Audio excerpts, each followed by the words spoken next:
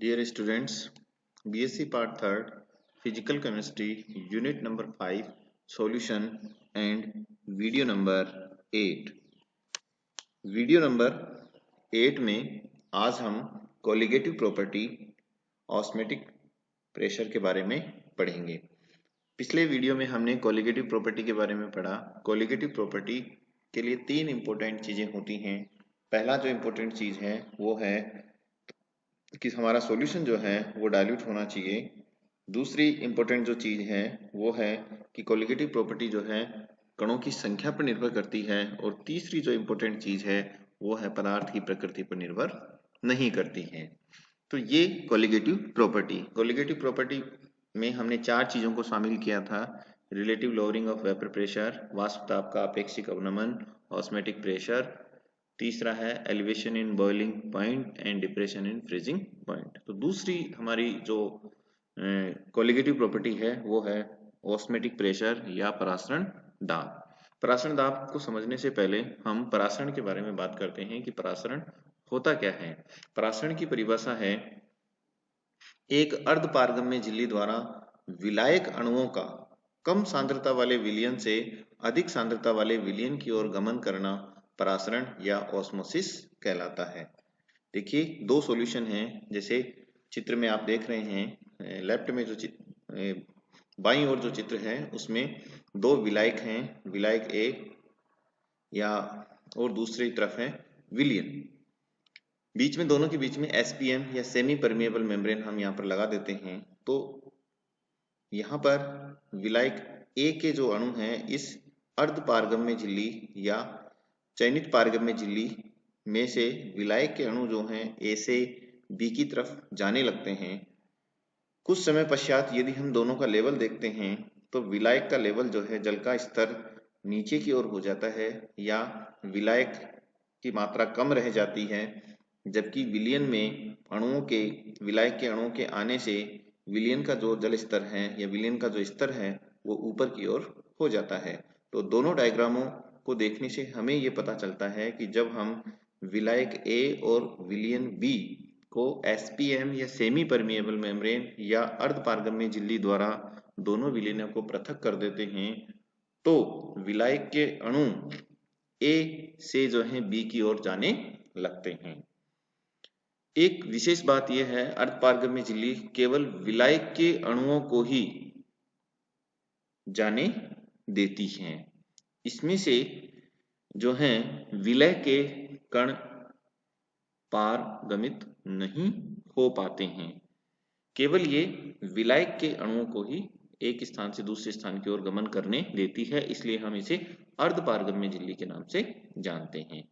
अर्ध पारगम्य झिल्ली में यदि हम यहाँ देखें परासरण का प्रयोगशाला में प्रदर्शन यदि हम करना चाहें तो यहाँ पर आप देख सकते हैं एक डायग्राम आपको प्रदर्शित हो रहा है। इस डायग्राम में हमने जो है नीचे की ओर शुद्ध जल भर दिया है। जल भरने के पश्चात एक कीप नुमा जो यंत्र है उसमें नीचे की ओर जो है एक प्लाज्मा झिल्ली लगा दी है और इस प्लाज्मा झिल्ली के अंदर ये कीप नुमा जो उपकरण है इसमें h हाइट तक जो है शर्करा का विलयन भर दिया गया है। हम ये जानते हैं कि शुद्ध जल विलायक के रूप में काम करता है, जबकि शर्करा का विलयन जो है सांद्र होता है। तो परासरण में जो है अर्ध पारगम्य झिल्ली के द्वारा विलायक के जो अणु हैं, शुद्ध जल के जो अणु हैं, वो इस प्लाज्मा झिल्ली से होते हुए अंदर की ओर प्रवेश करते हैं, जिससे शर्करा विलयन का जो जल स्तर है वो ऊपर की ओर उठने लगता है। तो इसको हम चित्र के माध्यम से भी प्रदर्शित कर सकते हैं या प्रयोगशाला में हम इसको प्रदर्शित या प्रदर्शन करके हम बता सकते हैं कि वास्तव में परासरण होता है। परासरण के लिए प्लाज्मा झिल्ली के स्थान पर हम या कृत्रिम रूप से भी हम सेमी परमिएबल मेम्ब्रेन तैयार कर सकते हैं या एसपीएम हम आर्टिफिशियली भी तैयार कर सकते हैं। इसको करने के लिए हमें कॉपर आयंस चाहिए प्लस FeCN6 4 माइनस आयंस चाहिए। जब दोनों को आपस में मिला दिया जाता है तो Cu2 FeCN6 एक कॉम्प्लेक्स बनता है और यही जो कॉम्प्लेक्स है वो आर्टिफिशियल एसपीएम या सेमी परमिएबल मेम्ब्रेन के रूप में काम करता है। अब हम आगे चलते हैं परासरण दाब कि प्राशन दाब क्या होता है। प्राशन दाब किसी अर्धपारगम्य झिल्ली के द्वारा विलायक के विलयन में बहाव या परासरण को रोकने के लिए विलयन पर लगाया जाने वाला अतिरिक्त बल परासरण दाब कहलाता है। हमने पिछले पेज पे देखा कि किस प्रकार से विलायक ए से विलायक के अणु बी की ओर गमन करते हैं।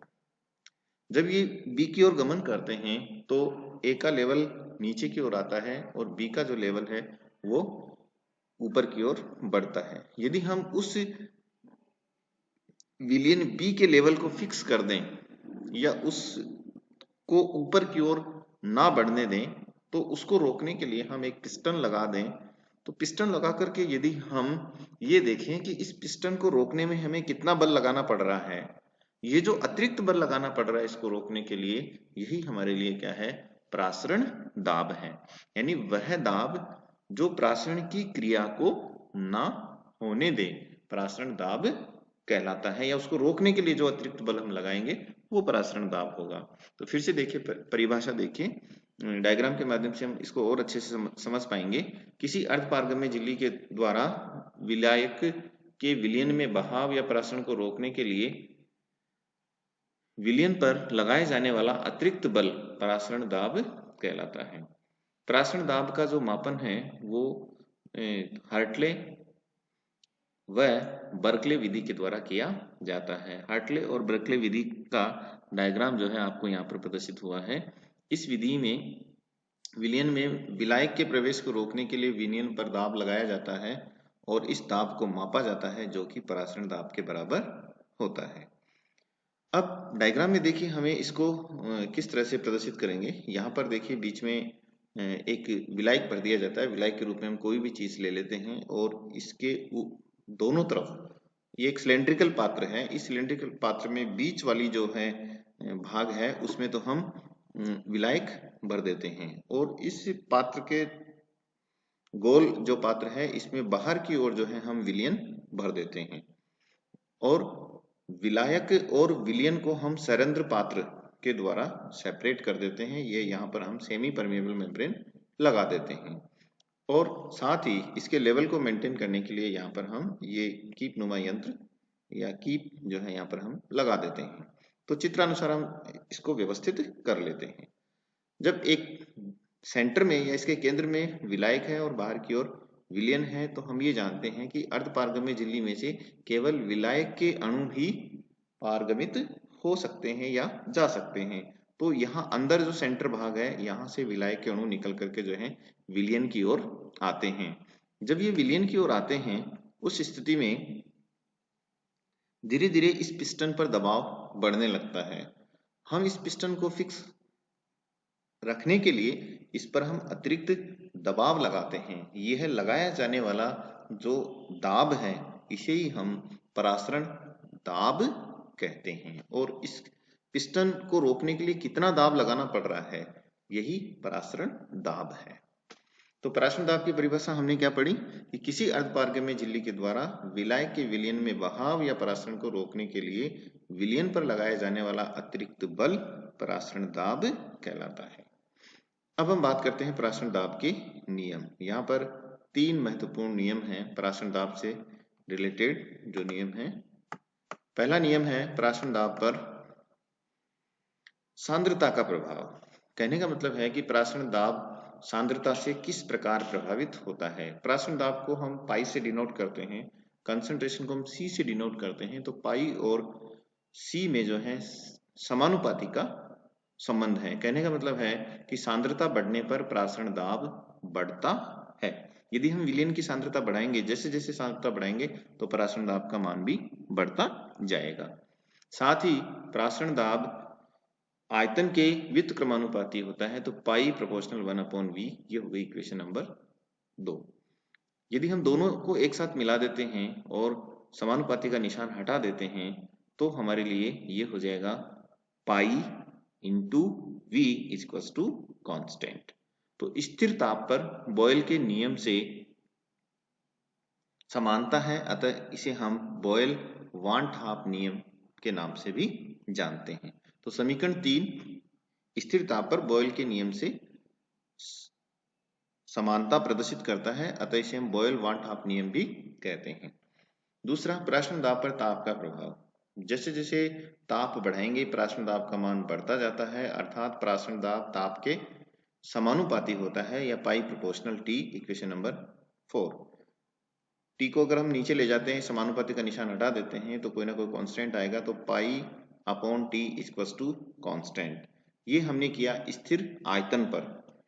इसे हम चार्ल्स वान हाफ का नियम भी कहते हैं। अतः तनु विलयन का प्राशन दाब ताप के समानुपाती होता है। तो यहाँ पर हमने दो नियम पढ़े। पहला है प्राशन दाब सांद्रता के समानुपाती तथा आयतन के व्युत्क्रमानुपाती, और ताप के भी समानुपाती होता है। तीसरा नियम की हम यहाँ पर बात करते हैं, वो है पाई पर सांद्रता व तापमान का एक साथ यदि हम अध्ययन करना चाहें, तो हमने देखा कि पाई प्रोपोर्शनल 1 अपॉन वी और पाई प्रोपोर्शनल टी, दोनों को यदि हम एक साथ लिखते हैं तो पाई प्रोपोर्शनल टी अपॉन वी, जैसे ही प्रोपोर्शनल का निशान हटेगा यहाँ पर कोई ना कोई कांस्टेंट आ जाएगा, और ये कांस्टेंट है हमारे लिए आर। तो pi into V equals to R into T. तनु विलयनों के लिए एन का मान जो है 1 होता है, तो हम pi V equals to N R T V या कह सकते हैं, या n का मान जो है 1 हो या जो भी हम मानना चाहें, या विलय के मोलों की संख्या 1 हो, उस स्थिति में pi V equals to N R T हो जाएगा। n का मान यदि 1 मानेंगे तो यही फॉर्मूला हमारा जो है pi into V equals to R T में कन्वर्ट हो जाता है। अतः इसे ही हम वान हाफ समीकरण कहते हैं, और जो तनु विलयन इस समीकरण का पालन करते हैं उन्हें हम आदर्श विलयन कहते हैं। अब प्राशन दाब की ये वाली जो इक्वेशन है pi V equals to N R T, इसके द्वारा हम प्राशन दाब से अणुभार का निर्धारण कैसे कर सकते हैं। तो अणुभार के निर्धारण के लिए हमारे पास इक्वेशन है वान हाफ इक्वेशन, जो अभी अभी आपने पढ़ी, pi V equals to N R T. तो इसमें मान लीजिए N1 मान लीजिए विलय के मोल हैं, तो उस स्थिति में हम ये वाली इक्वेशन हम लिख देंगे pi V equals to N1 R T. हम v को नीचे ले जाएं तो इक्वेशन 2 बन जाएगी, pi equals to N1 upon V R T, और N अपॉन वी क्या हो गए, मोल पर लीटर कंसंट्रेशन हो गई, तो इसको हम लिख देते हैं C। तो हमारे पास इक्वेशन हो गई pi equals to C R T. C यहाँ विलय की कंसंट्रेशन है जो कि मोल पर लीटर में ली गई है। N1 के बराबर हम जानते हैं कि ये विलय का भार बटा विलय का अणुभार होता है, तो N1 equals to W1 upon M1, equation number हो गई 3। तो समीकरण 3 का मान हम जब 2 में रख देते हैं तो हमारे पास इक्वेशन आ जाएगी pi equals to W1 M1 into R T upon V. ये हमारे पास इक्वेशन 2 से हमने प्राप्त कर ली, और इक्वेशन 4 हमें मिलेगी। M1 को आप दूसरी तरफ ले जाएं, पाई को आप नीचे भेज दें, तो M1 इक्वल्स टू आपके पास आ गया W1 upon pi into R T upon V, और इक्वेशन नंबर 4। यही क्या है, विलय का अणुभार इस समीकरण 4 के द्वारा हम ज्ञात कर सकते हैं। एक आंकिक प्रश्न है जिसके द्वारा ये आपको सॉल्यूशन प्रदर्शित किया गया है कि हम इसे किस प्रकार से जो है किसी क्वेश्चन को हल कर सकते हैं। इजी क्वेश्चन है, एक विलयन में 100 घन सेंटीमीटर में पदार्थ के 1.5 ग्राम घुले हुए हैं। ये विलयन 298 केल्विन पर 2.04 वायुमंडलीय दाब उत्पन्न करता है। पदार्थ की मोलर संहति या द्रव्यमान ज्ञात कीजिए। हम ये भी जानते हैं कि M1 equals to W1 upon pi R into T upon V होता है। मान सिंपल सा है, मान रख दीजिए। M1 इक्वल्स टू हमें निकालना है, तो W1 का मान आपके पास है, वेट 1.5 है, गैस कांस्टेंट का मान 0.082 है, RT T जो है RT में से T कांस्टेंट T जो है 298 आपको दिया हुआ है, ऑस्मोटिक प्रेशर आपको दिया हुआ है 2.04 इंटू वॉल्यूम जो है 100 ml को आप लीटर उसमें 1000 का भाग दे दीजिए, तो ये हाफ लीटर में ले लेते हैं। तो उस स्थिति में 100 में 1000 का भाग देंगे तो ये 0.1 आ जाएगा, तो 0.1 सॉल्यूशन करेंगे तो हमें मिल जाएगा 1.79.7 ग्राम पर मोल, जो कि अणुभार की इकाई है। ग्राम पर मोल कह दीजिए या ग्राम मोल इनवर्स कह दीजिए, ये जो है मोलिकुलर वेट या अणुभार की इकाई है। तो ये आज हमने जो है प्रासरण दाब हमारी एक कोलिगेटिव प्रॉपर्टी है, और कोलिगेटिव प्रॉपर्टी में सॉल्यूशन हमारा डाइल्यूट होना चाहिए, एन की वैल्यू या विलय का जो मात्रा है वो बेहद कम होनी चाहिए। तो जितनी भी कोलिगेटिव प्रॉपर्टीज जो हम पढ़ते जा रहे हैं, चाहे वो relative lowering of vapour pressure हो, या ऑस्मेटिक प्रेशर हो, या एलिवेशन इन बॉइलिंग पॉइंट, या डिप्रेशन इन फ्रीजिंग पॉइंट, चारों ही कोलिगेटिव प्रॉपर्टी के द्वारा हम विलय का अणुभार ज्ञात कर सकते हैं। धन्यवाद।